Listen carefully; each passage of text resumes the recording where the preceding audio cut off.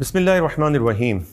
नाज़रीन, social media पर होने वाली गुस्ताखियों के ख़िलाफ़ बहुत सारे केसेस हुए और पिछले चंद सालों से हम देख रहे हैं कि बाकायदा इस पर जो है वो कैंपेन रन की गई हैं PTA की जानिब से, हायर एजुकेशन कमीशन की जानिब से, वज़ारत मज़हबी उमूर की जानिब से, और ये आवाज़ें जो है वो हमने कौमी असम्बली में भी सुनी हैं। और ये भी बताया गया कि PTA ने हज़ारों की तादाद में या कई एक लाख जो है वो पेजेस को या ऐसी प्रोफाइल्स को ब्लॉक किया जो गुस्ताखी का मवाद फैला रहे थे।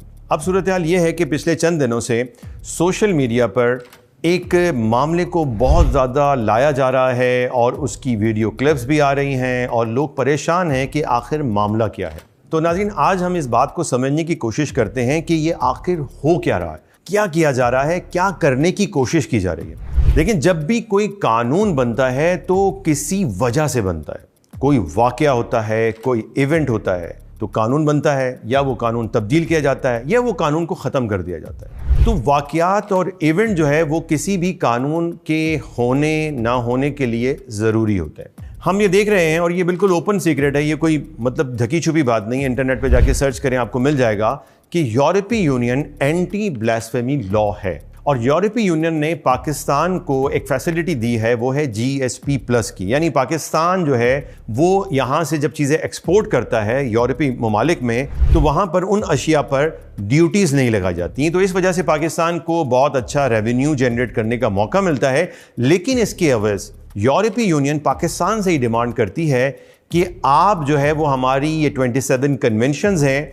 इसके ऊपर साइन करें और इन्हें पूरा करने की कोशिश करें। और वो क्या क्या है, पिछले कई मरतबा हमने जो अपनी वीडियोस बनाई हैं उसमें ये बात बताई है। तो उसमें एक शिक ये भी है कि ब्लास्फेमी लॉ को ख़त्म किया जाए, इस वजह से कि ब्लास्फेमी लॉ जो है वो इनकी जो अकीदा है फ्रीडम ऑफ एक्सप्रेशन का, यानी आज़ादी इज़हार राय का, उस पर कदगन लगाता है।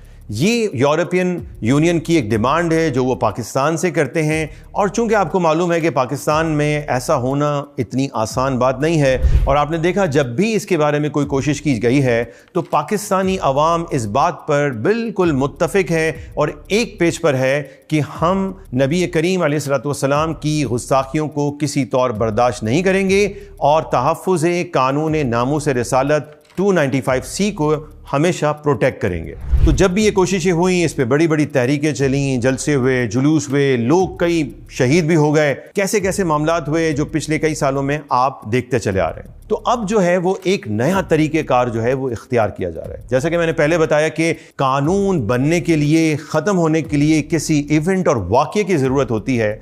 तो अब एक इवेंट और वाक़या क्रिएट किया जा रहा है, फैब्रिकेट किया जा रहा है, आर्किटेक्ट किया जा रहा है। ये फिलॉसफी में बात बड़ी मशहूर है कि हीगल जो एक फिलॉसफर था उसने अपनी एक थ्योरी दी थी। उस थ्योरी को उसके इंटरप्रेटर्स ने बाद में इस तरह से बनाया कि एक होता है थीसिस, फिर होता है एंटीथेसिस और फिर होता है सिंथेसिस। यानी आप अपना नतीजा हासिल करने के लिए पहले दो कज़िये खड़े करते हैं। यानी अगर हम इसी केस को ले लें तो इसको यूं समझें कि पहले खूब सोशल मीडिया पर इन्हीं कुव्वतों ने जो चाहते हैं कि ब्लास्फेमी लॉ ख़त्म हो, ब्लास्फेमी को बढ़ाया। चंद सालों में जब ये ब्लास्फेमी बढ़ना शुरू हो गई तो फिर रद्द अमल आना था, और उसका रद्द अमल ये था कि कानून हरकत में आए और कानून जो है वो गिरफ्तारियां हों और लोग जो है वो अदालतों में जाएं, अदालतों के बाद जो है वो जेलों में जाएं, और एक जो है वो बहुत बड़ा तबका जो है वो इस तरह से यहाँ पर जमा हो जाए। और यही सूरत हाल, ये इवेंट, ये वाक़या यहाँ पर हुआ कि सोशल मीडिया पर गुस्ताखियाँ रुकी नहीं, लोग गिरफ्तार होते चले गए। अब वो जैसे भी गिरफ्तार हुए, नतीजा आखिरकार ये निकला कि इस वक्त 400 से ज़्यादा पाकिस्तानी जेलों में हैं और उन पर मुकदमात हैं, और मुकदमात यानी ट्रायल कोर्ट्स के अंदर कई एक को जो है वो सजाए मौत भी सुना दी गई है। ये अलग बात है कि पाकिस्तान में आज तक किसी को भी, किसी एक शख्स को भी सजाए मौत नहीं दी गई है। लेकिन जब ये इतने लोग जमा हो गए तो फिर अगला मरहला शुरू होता है, और वो ये है जो आप देख रहे हैं। ये मरहला चल रहा है कि जनाब पाकिस्तान में एक ऐसा गैंग बन गया है, और वो गैंग जो है वो लोगों को ट्रैप करके जो है वो इसके अंदर मुलविस करके उन पर झूठे इल्ज़ाम लगाकर उन्हें बंद करवा रहा है। और फिर अगली बात जो है वो ये है कि जनाब ये तो कानून का मसला है। नाज़रीन, इस बात को समझें कि पाकिस्तान में एक पूरा अदलिया का निज़ाम है और निज़ाम में यही होता है कि अगर किसी ने कोई जुर्म किया होता है तो सबसे पहले वो ट्रायल कोर्ट में जाता है। वहाँ पर जो है वो सबूत पेश किए जाते हैं, वहाँ पर बयानात रिकॉर्ड किए जाते हैं और वहाँ पर यह देखा जाता है कि ये मुल्जिम जो है क्या वाकई मुजरिम है, इसने कोई जुर्म किया भी है या नहीं। जाहिर सी बात है कि इस सारे प्रोसीजर के अंदर इतने सारे जजेस हैं,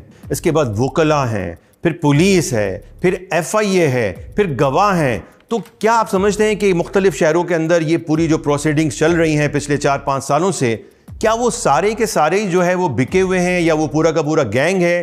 तो फिर हमारी हुकूमत क्या कर रही है? इन सैकड़ों केसेस में अगर किसी को कोई एतराज़ है तो वो ट्रायल कोर्ट में जाए और वहां पर जाकर अपने एतराज़ करे, वहां पर जाकर जो है वो हाई कोर्ट चला जाए, हाई कोर्ट में जाके एतराज़ करे, केस टू केस बात करे, केस टू केस दलाइल पेश करे, सबूत पेश करे। लेकिन ये क्या बात है कि आप एक साथ जो है वो सैकड़ों केसेस को जो है वो एक ही खाते में डालकर और सबको कह रहे हैं कि ये जाली केसेस हैं। ऐसा होना अक्ल की भी खिलाफ है। और जो चल रहा है मामला आप सब देख रहे हैं कि यहाँ पर कैसी कैसी जालसाजियां हैं। ये सब बातें ऐसे लगती हैं यहाँ पर कोई प्लान आर्किटेक्ट हुआ है कि जो ये चाहता है कि कानून नामूस रिसालत की अहमियत को, उसकी प्रोसीजरल अहमियत को लोगों की निगाह में कम किया जाए और किसी न किसी तरीके से इससे बदनाम करके ये जवाज़ खड़ा किया जाए कि भाई हमें जो है वो इसमें ये करना है, हमें वो करना है। तो ये बात मैं वाज़े कर दूं कि पाकिस्तान के हुक्मरान हों, चाहे पाकिस्तान में मौजूद वो सेकुलर और लिबरल तबका हो जो ब्लास्फेमी लॉ को ख़त्म करना चाहता है, वो कान खोल कर सुन ले